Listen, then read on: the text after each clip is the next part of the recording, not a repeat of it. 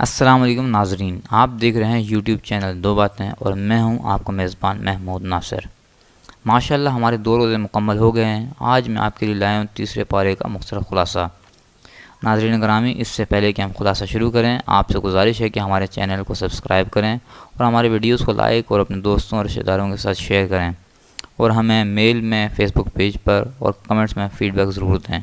آئیے خلاصہ شروع کرتے ہیں۔ بسم اللہ الرحمن الرحیم۔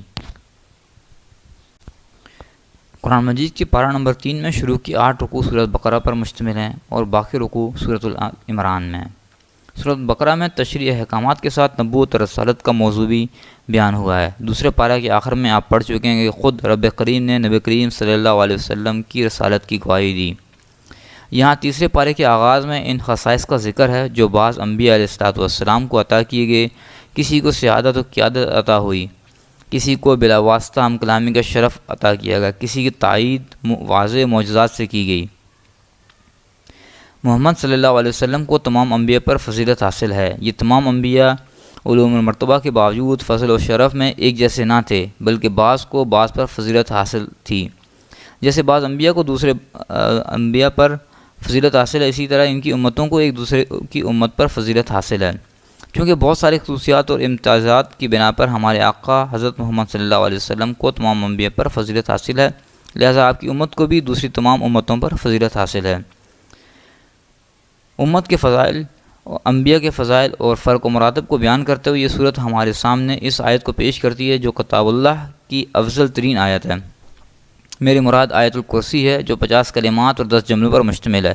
اس میں 17 بار اللہ تعالیٰ کا ذکر آیا ہے، کہیں صراحتاً اور کہیں اشارتاً۔ تیسرے پارے میں حضرت ابراہیم علیہ السلام کا وہ قصہ بھی جب انہوں نے نمرود بن کنعان جیسے سرکش اور متکبر بادشاہ کے ساتھ مباحثہ کیا تھا، اور وہ قصہ بھی جب انہوں نے اللہ تعالیٰ سے درخواست کی تھی کہ مجھے مردوں کو زندہ کرنے کا منظر دکھایا جائے۔ یوں ہی حضرت عزیر علیہ السلام کے دل میں ایک تباہ شدہ بستی کو دیکھ کر خیال پیدا ہوا تھا کہ نامعلوم اس بستی کو دوبارہ کیسے زندہ کیا جائے گا۔ چنانچہ خود ان پر 100 سال کے لیے موت مسلط کر دی گئی، پھر انہیں زندہ کیا گیا۔ سورہ بقرہ کے مطالعے سے پتہ چلتا ہے کہ اس صورت میں 5 جگہ محیا موتی، مردوں کو زندہ کرنے کا موضوع ذکر کیا گیا ہے۔ نمبر 1، اس مقتول کے واقعے میں جو گائے کا گوشت جسم کے ساتھ لگنے کے بعد زندہ ہوا۔ نمبر 2، بنی اسرائیل کے ان معاندین کے قصے میں جنہوں نے روایت باری کا مطالبہ کیا۔ نمبر 3، اس قوم کے قصے میں جو طاعون سے بچنے کے لیے گھروں سے بھاگ کھڑی ہوئی تھی۔ نمبر 4، حضرت عزیر علیہ السلام کے قصے میں۔ نمبر 5، حضرت ابراہیم علیہ السلام کے قصے میں۔ ان تمام قصوں کے علاوہ سورہ بقرہ میں جو اہم مضامین بیان ہوئے ہیں وہ یہ ہیں: دین اسلام انسانیت، انفاق فی سبیل اللہ، اخوت و محبت اور فضل و احسان کا دین ہے۔ انسانی فلاح کا کوئی پہلو ایسا نہیں جس کی قرآن نے دعوت نہ دی ہو، اور نیکی کا کوئی ایسا کام نہیں جس کی اسلام نے ترغیب نہ دی ہو۔ سورۃ البقرہ میں انداز بدل بدل کر انفاق فی سبیل اللہ کی فضیلت بھی بیان کی گئی اور اس کے آداب بھی بتائے گئے ہیں۔ سب سے پہلے اللہ کی راہ میں خرچ کرنا والوں اور اخلاص کی بنا پر انہیں حاصل ہونے والے ثواب کو اس کاشتکار کے ساتھ تشبیہ دی گئی ہے جو زمین میں ایک دانہ بوتا اور اس سے 7 بالیاں اگاتی ہیں۔ ایک ایک بالی میں 100 دانے ہوتے ہیں۔ یوں کاشتکار کا زمین کو ایک دانہ دے کر اس سے سینکڑوں دانے واپس لے لیتا ہے۔ یہی حال اس شخص کا ہے جو اللہ کی رضا کے لیے 1 روپیہ خرچ کر کے سینکڑوں بلکہ ہزاروں روپے اور ہزاروں نیکیاں حاصل کر لیتا ہے۔ لیکن دکھاوے کا صدقہ نہ کریں۔ دوسری طرف وہ شخص جو محض دکھاوے کے لیے صدقہ کرتا ہے، اسے اس کسان کے ساتھ تشبیہ دی گئی ہے جو اپنی فصل ایسی چٹان پر بوتا ہے جس پر مٹی کی ہلکی سی تہ بچھی ہوتی ہے۔ اگر تیز بارش ہو جائے تو مٹی اور بیج دونوں بہہ جاتے ہیں، جس کی وجہ سے اس کسان کی ساری محنت ضائع چلی جاتی ہے۔ لیکن صدقہ کے بعد دل آزاری نہ کریں۔ صدقہ خیرات کے شرائط اور آداب بیان کرتے ہوئے فرمایا گیا ہے کہ مناسب بات کہہ دینا اور درگزر کرنا ایسے صدقہ خیرات سے بہتر ہے جس کے بعد دل آزاری کی جائے۔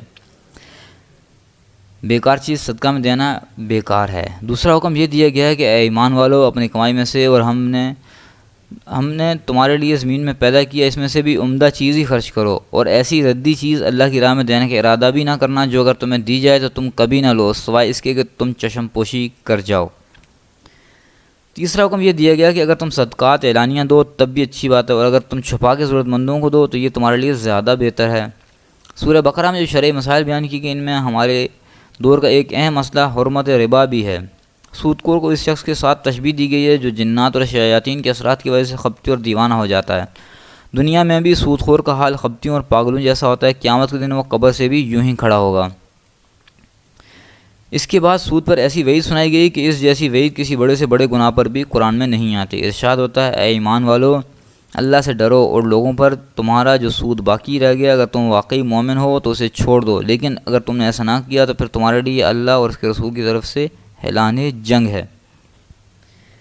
یہاں یہ بات بھی نوٹ کی جائے کہ سود اور صدقہ دو متضاد نظام ہیں۔ قرآن نے صدقہ کے فضائل و آداب بیان کرنے کے بعد ربا کے نقصانات اور تباہ کاریاں بیان کی ہیں۔ اصل میں صدقہ اور ربا بعض متضاد نظام ہے۔ صدقہ میں احسان، پاکیزگی اور تعاون کا جذبہ ہوتا ہے، جبکہ ربا میں بخل، گندگی اور خود غرضی پوشیدہ ہوتی ہے۔ صدقہ میں دیا ہوا مال واپس لینے کی نیت نہیں ہوتی، جبکہ ربا میں اصل زر کے ساتھ زیبی زیادہ لینے کی شرط ہوتی ہے۔ صدقہ سے آپس کی محبت بڑھتی ہے، جبکہ ربا سے باہمی نفرت میں اضافہ ہوتا ہے۔ صدقہ کرنے والوں کے لیے اللہ کی محبت کا اعلان اور مغفرت کا وعدہ ہے، جبکہ سود خور پر لعنت کی وعید اور اعلان جنگ ہے۔ سود کے نفسیاتی، اخلاقی، معاشی اور معاشرتی نقصانات اتنے واضح ہیں کہ اب سود کے حامی بھی دبی دبی زبان سے ان کا اعتراف کرنے لگے ہیں۔ ربا کی حرمت کا حکم بیان کرنے کے بعد دین، تجارت، باہمی لین دین اور رہن کے احکام بیان کیے گئے ہیں۔ یہ احکام جس آیت کریمہ میں بیان کیے گئے ہیں وہ قرآن کریم کی سب سے طویل آیت ہے، جس سے ثابت ہوتا ہے قرآن مالی معاملات کو کس قدر اہمیت دیتا ہے، اور یہ کہ اسلام دین اور دنیا، عبادت، تجارت، جسم اور روح سب کو ساتھ لے کر چلتا ہے۔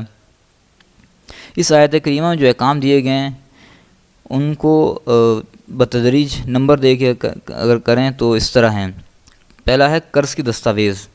ادھار کے تمام معاملات میں تحریری دستاویز تیار کر لینی چاہیے۔ اسی طرح قرض کی مدت مقرر کر لینی چاہیے۔ قرض کے بدلے رہن لینا دوران سفر اگر دستاویز کی تیاری ممکن نہ ہو تو رہن رکھ کر بھی قرض لیا جا سکتا ہے۔ 10 تجارت کے صورت میں تحریر ضروری نہیں، چونکہ سورہ بقرہ میں نماز، زکوٰۃ، حج، روزہ، جہاد، صدقہ، ربا، طلاق اور عدت جیسے متعدد شرعی احکام بیان ہوئے ہیں۔ اس لیے صورت کے اختتام پر یہ وضاحت کر دی گئی ہے کہ اللہ تعالیٰ کسی بھی انسان پر اس کی طاقت سے زیادہ بوجھ نہیں ڈالتا۔ یوں ہی صورت کا اختتام جامع ترین دعا پر کیا گیا ہے، جس میں مسلمانوں کو سکھایا گیا ہے کہ وہ بارگاہ الہی میں یوں درخواست کیا کریں کہ اے اللہ، اگر احکام کی تکمیل میں ہم سے کوئی غلطی ہو جائے تو معاف کر دینا۔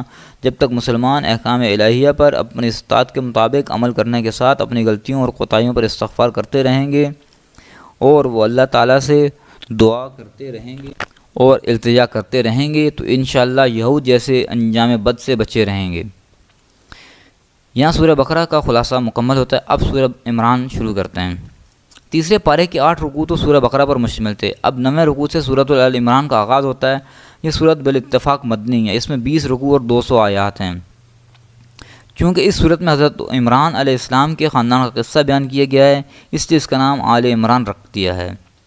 اس سورت کی فضیلت کے بارے میں صحیح مسلم میں حضرت ابو امامہ رضی اللہ تعالیٰ عنہ سے روایت ہے کہ میں نے رسول اللہ صلی اللہ علیہ وسلم کو فرماتے ہوئے سنا کہ 2 روشن صورتیں یعنی سورہ بقرہ اور سورہ آل عمران پڑھا کرو۔ ان دونوں صورتوں کے مضامین میں حد درجہ مناسبت پائی جاتی ہے۔ خود نبی کریم صلی اللہ علیہ وسلم کا ان 2 صورتوں کو ظاہراوین، 2 روشن چیزیں یا شمس و قمر قرار دینا بھی ان کے درمیان مناسبت کو ظاہر کرتا ہے۔ علاوہ ازیں ان دونوں صورتوں میں اہل کتاب سے خطاب ہے، مگر سورہ بقرہ میں زیادہ تر روئے سخن یہود کی طرف تھا، جبکہ آل عمران میں اصل خطاب نصارہ سے ہے۔ پھر یہ کہ دونوں صورتوں کا آغاز حروف مقطعات میں سے الف لام میم کے ساتھ ہوا ہے، اور دونوں ہی صورتوں کی ابتدا میں قرآن کی حقانیت کو بیان کیا گیا ہے۔ اس صورت کے تقریباً 80 آیات اس وقت نازل ہوئی جب نجران کے عیسائیوں کا ایک وقت حضور اکرم صلی اللہ علیہ وسلم کی خدمت میں حاضر ہوا۔ اس وقت میں نصارہ کے ساتھ 60 افراد شامل تھے۔ وفد کے شرکاء نے حضرت عیسیٰ علیہ السلام کے بارے میں نبی کریم صلی اللہ علیہ وسلم کے ساتھ مباحثہ کیا اور انہیں معاذ اللہ کا بیٹا ثابت کرنے کی کوشش کی۔ اس سلسلے میں ان کے اس غلط استدلال کا جواب دیتے ہوئے فرمایا گیا کہ اللہ کے کلام میں 2 قسم کی آیات ہیں۔ بعض آیات وہ ہیں جو اپنی مراد پر دلالت کرنے میں بالکل واضح ہیں، ایسی آیات کو آیات محکمات کہا جاتا ہے، اور قرآن کریم کا غالب حصہ محکمات پر ہی مشتمل ہے۔ اور دوسری قسم کی آیات وہ ہیں جن کی حقیقی اور یقینی مراد اللہ کے سوا کسی کو معلوم نہیں، یا جن میں کسی بھی وجہ سے اشتباہ پایا جاتا ہے، ایسی آیات کو متشابہات کہا جاتا ہے۔ جو حق کے متلاشی ہوتے ہیں وہ ہمیشہ محکمات کی پیروی کرتے ہیں، اور جن کے دل میں کجی اور دماغ میں فطور ہوتا ہے وہ متشابہات کی غلط سلط تعویل کرنے اور ان کی مراد تک پہنچنے کی کوشش میں لگے رہتے ہیں۔ کلمۃ اللہ اور روح اللہ جیسے الفاظ متشابہات کی قسم میں سے ہیں۔ ان متشابہات کی بنیاد پر شرکی عقائد کی عمارت کھڑی کرنا پانی پر نقش بنانے کے سوا کچھ نہیں۔ توحید اور ایمان کے دلائل بالکل واضح ہیں، ان کا انکار وہی شخص کر سکتا ہے جو بصیرت سے بالکل کورا ہو۔ اس کائنات کی ہر چیز یہاں تک خود باری تعالیٰ، اس کے پاک فرشتے اور نیک علماء توحید کی گواہی دیتے ہیں۔ اللہ کا پسندیدہ دین اسلام ہے۔ جیسے اللہ توحید کی گواہی دیتا ہے، اسی طرح وہ اس بات کی بھی گواہی دیتا ہے کہ اس کے نزدیک پسندیدہ دین صرف اسلام ہے۔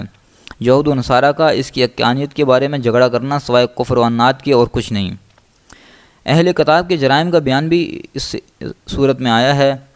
اگلی آیات میں مسلسل اہل کتاب کی مذمت کی گئی ہے اور ان کے جرائم بیان کیے گئے۔ یہی ہیں جنہوں نے انبیاء کو قتل کیا، خون ریزی کی، اللہ کے نیک بندوں پر مظالم ڈھائے۔ مسلمانوں کو سمجھایا گیا کہ وہ مومنوں کو چھوڑ کر کافروں کو دوست نہ بنائیں، کیونکہ اسلام اور کفر کے درمیان کوئی رشتہ اور ناطہ نہیں، اور کافر کبھی کسی مسلمان کے ساتھ مخلص نہیں ہو سکتا۔ سورہ آل عمران میں 3 عبرت آموز قصے بیان کیے گئے ہیں۔ اگلی آیت میں سورہ آل عمران 3 عبرت آموز قصے بیان کرتی ہے۔ یہ تینوں قصے خوارق کے عادات کے قبیل سے ہیں اور تینوں اللہ کی عظیم قدرت پر دلالت کرتے ہیں۔ پہلا قصہ حضرت مریم علیہ السلام بنت عمران کا ذکر ہے۔ پہلا قصہ حضرت مریم علیہ السلام کی ولادت کا ہے، جنہیں عیسائیوں نے اللہ تعالیٰ کی زوجہ اور ان کے بیٹے کو اللہ تعالیٰ کا بیٹا قرار دیا اور یوں بدترین گمراہی کا شکار ہو گئے۔ حضرت مریم علیہ السلام کے والد حضرت عمران اللہ کے نیک بندے تھے، اور آپ کی والدہ ہنت بن فاقوس صاحب کے کردار اور پاک خاتون تھی۔ عرصہ تک ان کے یہاں بچہ پیدا نہ ہوا۔ ایک دن پرندے کو دیکھا تو وہ اپنے بچے کو دانہ کھلا رہا تھا، دیکھ کر دل مچل گیا، اولاد کی آرزو پیدا ہو گئی۔ اللہ کے حضور دامن پھیلا کر درخواست کی اور نظر مانی کہ اگر تو مجھے اولاد عطا فرما دے تو میں اسے بیت المقدس کی خدمت کے لیے وقف کر دوں گی۔ مریم علیہ السلام کی پیدائش اور پرورش۔ اللہ نے دعا قبول فرما لی، ان کے یہاں بیٹی پیدا ہو گئی۔ دستور یہ تھا کہ بیت المقدس کی خدمت کے لیے لڑکوں کو قبول کیا جاتا تھا، لڑکیوں کو قبول نہیں کیا جاتا تھا۔ ایک ثانیہ یہ بھی پیش آ گیا کہ نومولود بچی کے والد انتقال فرما گئے۔ اللہ تعالیٰ نے سابق دستور کے خلاف زوجہ عمران کی نظر قبول فرما لی اور اپنے زمانے کے بہترین انسان حضرت زکریا علیہ السلام کو بچی کی کفالت اور تربیت کے لیے منتخب فرما لیا۔ حضرت زکریا علیہ السلام نے بچی کی کرامتیں اور بے موسم کا پھل دیکھا تو ایک دن پوچھا، اے مریم، یہ رزق تمہارے پاس کہاں سے آتا ہے؟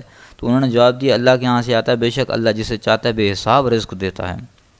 معصوم بچی کا ایمانی جواب سن کر حضرت زکریا علیہ السلام کے دل میں بھی اولاد کی آرزو جاگ اٹھی، حالانکہ ان کی عمر 100 سال سے تجاوز کر چکی تھی اور بیوی بھی بوڑھی ہو چکی تھی۔ بانجھ تو تھی ہی، لیکن ظاہری اسباب کی مخالفت کے باوجود انتہائی عجز انکساری کے ساتھ اپنے رب سے دعا کی کہ اے میرے رب، مجھے اپنی خصوصی عنایت سے نیک اولاد عطا فرما، بے شک تو ہی دعاؤں کو قبول کرنے والا ہے۔ اللہ تعالیٰ نے شکستہ دلی سے کی گئی دعا قبول فرما لی اور ایسے بیٹے کی بشارت سنائی جو 4 صفات پر مشتمل ہوگا۔ وہ کلمۃ اللہ یعنی حضرت عیسیٰ علیہ السلام کی تصدیق کرے گا اور آپ پر ایمان لائے گا۔ وہ علم و تقوی اور زہد و عبادت میں سعادت کی مقام پر فائز ہوگا۔ وہ انتہائی عفیف ہوگا، قدرت اور قوت کے باوجود عورتوں کے قریب نہیں جائے گا، اور وہ انبیاء اور صلحاء کی جماعت کا ایک فرد ہوگا۔ تیسرا عبرت آموز قصہ حضرت عیسیٰ علیہ السلام کی ولادت کا ہے۔ اگر حضرت مریم اور حضرت یحییٰ علیہ السلام کا قصہ اس اعتبار سے عجیب اور قدرت الہیہ کا نمونہ تھا کہ ان کے والدین بڑھاپے کی دہلیز پر قدم رکھ چکے تھے، تو حضرت عیسیٰ علیہ السلام کا واقعہ عجیب ترین ہے، کیونکہ آپ کی ولادت والد کے بغیر سراسر معجزانہ طریقے پر ہوئی۔ جب فرشتوں نے حضرت مریم علیہ السلام کو بیٹے کی خبر دی تو انہوں نے بڑے تعجب سے کہا، میرے ہاں بچہ کیسے پیدا ہوگا حالانکہ مجھے کسی انسان نے ہاتھ تک نہیں لگایا؟ اللہ کی طرف سے جواب دیا گیا کہ اس طرح ہو جائے گا کیونکہ اللہ تعالیٰ جو چاہتا ہے پیدا کر دیتا ہے۔ جب وہ کسی کام کے کرنے کا فیصلہ کر لیتا ہے تو اس سے کہتا ہے بس ہو جا، تو وہ ہو جاتا ہے۔ سیدنا مسیح علیہ السلام کو باری تعالیٰ نے مختلف معجزات عطا فرمائے، لیکن ان معجزات کو دیکھ لینے کے باوجود یہود کو ایمان قبول کرنے کی سعادت حاصل نہ ہوئی اور انہوں نے آپ کو قتل کرنے کا عزم کر لیا۔ دوسری طرف اللہ تعالیٰ نے آپ کو بچانے کی تدبیر کر لی، پھر سب نے دیکھ لیا کہ اللہ ہی کی تدبیر غالب رہی۔ ارشاد بالی تارہ ہے، انہوں نے بھی تدبیر کی اور اللہ تعالیٰ نے بھی تدبیر کی، اور اللہ سب تدبیر کرنے والوں سے اچھا تدبیر کرنے والا ہے۔ یہودیوں کا دعویٰ ہے کہ ہم نے حضرت عیسیٰ علیہ السلام کو معاذ اللہ سولی دے کر قبر میں دفن کر دیا گیا تھا۔ 3 دن تک وہیں رہے، پھر قبر پھٹی اور آسمانوں پر چلے گئے اور وہاں رب کے عرش پر تشریف فرما ہو گئے۔ متحدہ ہندوستان میں ایک مدعی نبوت کی اقتدا کرنے والے فرقے کا دعویٰ ہے کہ آپ سولی پر زخمی ہو گئے تھے، آپ کو مردہ سمجھ کر قبر میں دفن کر دیا گیا، شاگردوں نے آپ کا علاج کیا جس سے آپ تندرست ہو گئے، پھر آپ ہجرت کر کے کشمیر گئے اور وہیں آپ کا انتقال ہو گیا۔ ان تمام دعووں کے برعکس قرآن کا دعویٰ اور اہل سنت کا متفقہ عقیدہ ہے کہ آپ کو زندہ آسمان پر اٹھا لیا گیا تھا۔ آپ قیامت کے قریب آسمان سے اتریں گے اور پھر اپنی زندگی پوری فرما کر طبعی موت مریں گے۔ سورۃ العمران میں ہے، جس وقت اللہ نے فرمایا میں تجھے اسی وقت موت دوں گا جو وقت موت کے لیے مقرر ہے، اور فی الحال میں آپ کو اپنی طرف اٹھا لیتا ہوں، میں تجھے کافروں کے الزامات سے پاک کیے دیتا ہوں اور تیری اتباع کرنے والوں کو قیامت کے دن کافروں پر غالب کروں گا۔ آیت نمبر 55۔ نجران کے وہ عیسائی جو حضور اکرم صلی اللہ علیہ وسلم کے ساتھ بحث و مباصرہ کے لیے مدینہ منورہ آئے تھے، جب وہ تمام دلائل سننے کے باوجود حق کا اعتراف کرنے پر تیار نہ ہوئے تو اللہ کے حکم سے آپ نے انہیں مباہلہ کی دعوت دی، یعنی یہ کہ تم اپنے اہل و عیال کو لے آؤ، میں اپنے اہل و عیال کر لے کے آتا ہوں، پھر ہم مل کر خوشی و خضوع کے ساتھ اللہ تعالیٰ سے دعا کرتے ہیں، ہم میں سے جو جھوٹا ہوگا اس پر اللہ تعالیٰ کی لعنت ہوگی۔ یہ آیت نمبر 61 ہے۔ عیسائیوں کا جو وفد 60 افراد پر مشتمل تھا، ان میں سے ان کے 14 انتہائی سربر آوردہ اور مذہبی رہنما بھی شامل تھے، ان میں کوئی بھی مباہلہ کے لیے تیار نہ ہوا بلکہ آپ کو جزیہ دینے پر راضی ہو گئے۔ یہ واقعہ بیان کرنے کے بعد سورہ آل عمران تمام اہل کتاب کو، خواہ وہ یہودی ہوں یا نصارہ، ایک ایسے کلمے پر متفقہ ہو جانے کی دعوت دیتی ہے جس کی تلقین تمام انبیاء نے کی اور جس کی تعلیم چاروں کتابوں سمیت تمام آسمانی صحیفوں میں دی گئی، اور وہ کلمہ توحید لا الہ الا اللہ، یعنی ہم اللہ کے سوا کسی کی عبادت نہ کریں گے۔ یہود و نصارہ کی بدعملی و بددیانتی اور ان کے جھوٹ اور افتراء کو بیان کرنے کے بعد سورہ آل عمران بتاتی ہے اللہ تعالیٰ نے تمام انبیاء سے عہد لیا تھا کہ اگر ان کی موجودگی میں خاتم الانبیاء حضرت محمد صلی اللہ علیہ وسلم تشریف لے آئیں تو تم سب ان پر ایمان لے آؤ گے، اور اگر تمہاری موجودگی میں وہ نہ آئے تو پھر تمہارے امتی ان کی اتباع کرنے اور ان پر ایمان لانے کے پابند ہوں گے۔ آیت نمبر 81۔ انبیاء سے عہد حقیقت میں ان کی امتوں سے عہد تھا، مگر افسوس کہ ان انبیاء کی امتوں نے اس عہد کی پاسداری نہ کی اور تصدیق اور مدد کے بجائے وہ تکذیب اور مخالفت پر تل گئے۔ یہ آیت کریمہ ہمارے آقا صلی اللہ علیہ وسلم کو سید الانبیاء ثابت کرتی ہے۔ تیسرے پارے کے اختتام پر اس بات کی وضاحت کر دی گئی کہ ایمان اور کفر دو ایسی ضدیں اور نقیضیں ہیں جو جمع نہیں ہو سکتی، اس لیے ان لوگوں کی سخت مذمت بیان کی گئی جو ایمان سے مرتد ہو جاتے ہیں، ضلالت کو ہدایت پر ترجیح دیتے ہیں اور جن کا حالت کفر میں انتقال ہو جاتا ہے۔ اب تک بس اتنا ہی، ملتے ہیں کل پارہ نمبر 4 کے خلاصے کے ساتھ۔ اپنا اور اس چینل یعنی دو باتیں کا خیال رکھیے گا۔ اللہ نگہبان۔